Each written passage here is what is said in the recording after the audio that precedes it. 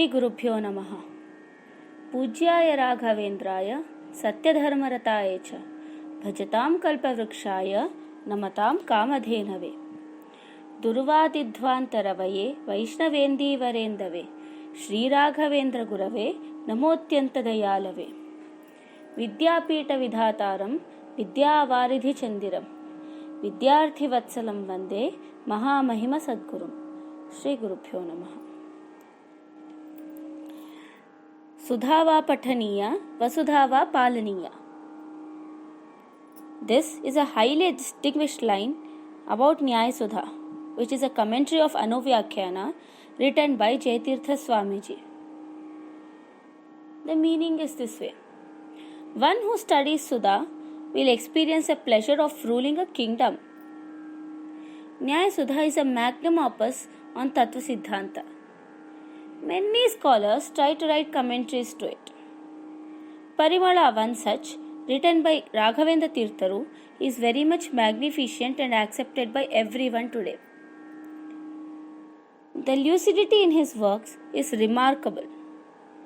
His dialectical ability has allowed his works to percolate through time, reinforced by commentaries of later philosophers. Raghavendra Tirtharu present the highest literary scale in Indian thought. Parimala, Nectar of Logic, is one of his masterpieces. It reached the highest pinnacle of Indian theological achievement. Parimala is just one such. He wrote tippanis to many granthas, which themselves were of high literary value.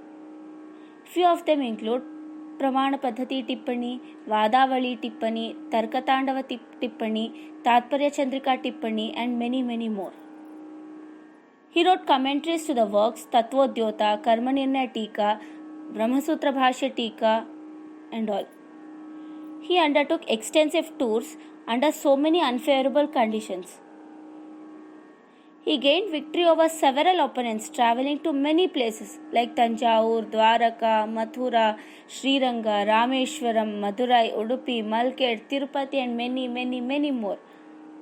He took an oath to write commentaries to all the works of Madhvacharya.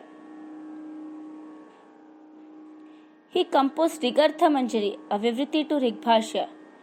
He penned down glosses to all the Upanishads except for Aitareya, because he just wanted to give the honor to his disciple. He composed commentaries and sub-commentaries on Sutra Prasthana. They were Nyaya Muktavali, Prakasha, Bhavadeepa, Tantra Deepika, Tattva Manjari, and Nyaya Sudha Parimala.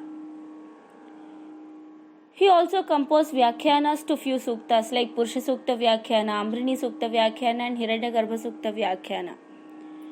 Few of them were attributed, but not famous to a wide extent. The song Indu Yanake Govinda, composed by him, it lays the emphasis on immense greatness of the Creator. He induced the humankind to get dedicated towards bhakti and instill a sense of faith, devotion, and dharma in themselves. Apart from this, Pratah Sankalpa Gadya is his informative treatise, in which he shows the way as to how one should expressly resolve more aptly in the morning before we commit any actions, at the same time laying down the basic tenets of Madhva philosophy. In Sarva Samarpana Gadya, he describes how one should surrender themselves to the Almighty with deep gratitude. He cautioned us not to be stuck to any of the worldly desires. We must all pay high tribute to Sri Raghavendra Swamiji for his literary contribution. Apart from his contribution to the philosophy of Madhvacharya, Raghavendra Swamiji performed various miracles. He was a man of magic. Once, a king offered a necklace to Rayuru as a piece of his gratitude. Rayuru put that necklace into the yajna as an offering to Lord Vishnu. Upon the king questioning as a mark of insult, Raghavendra Swamiji brought back the necklace from the fire. Similarly, once a helpless Nawab had come to Rayaru as a last resort. His son has died from a poisonous snake bite.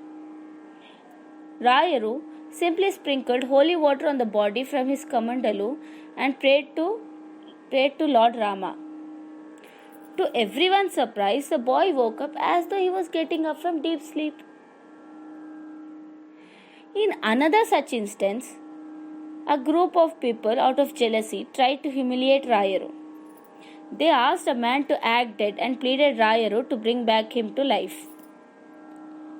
So, their actual plan was when Rayaru wouldn't be able to do so, they would degrade and demean him. But Rayaru, looking at that man, said that this man's Ayusha is over. His life can't be revived. Hearing this, the people over there asked the man to wake up. But the man didn't do so. He was dead indeed. Here, the point to be noted is, Rayaru didn't curse or punish that man. The man's lifespan was over indeed, and the people to their fate chose that man only to get humiliated themselves. Fate here has played a ruthless game, subjecting the people to their own humiliation by fulfilling the Lord's wish. Apart from this, Raghavendra Swamiji showed innumerable miracles during his entire life period, which are definitely a lesson for the society, maybe the past, present or future also.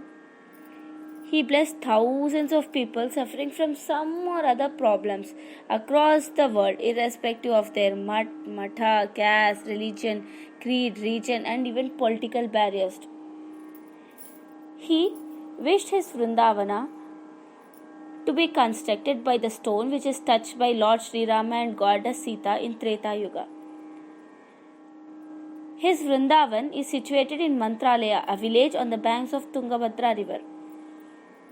The village Mantralaya was given as an offering to Raghavendra Swamiji by Sidi Masood Khan, the Nawab of Adoni. This is even mentioned in Mysore Archaeological Report 1994. The influence of Rayaru didn't stop even after his Vrindavan Pravesha. Even after 349 years today, till date, Rayaru continued his mahime and miracles to bless suffering people. Thousands of miracles are recorded in the past. Even Mritika Vrindavan's darshan is enough.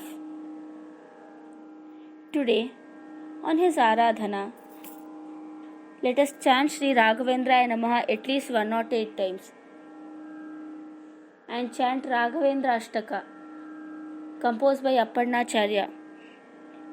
Let us follow the path led by him and please the Lord to achieve salvation. Shri Krishna Arpanamastu.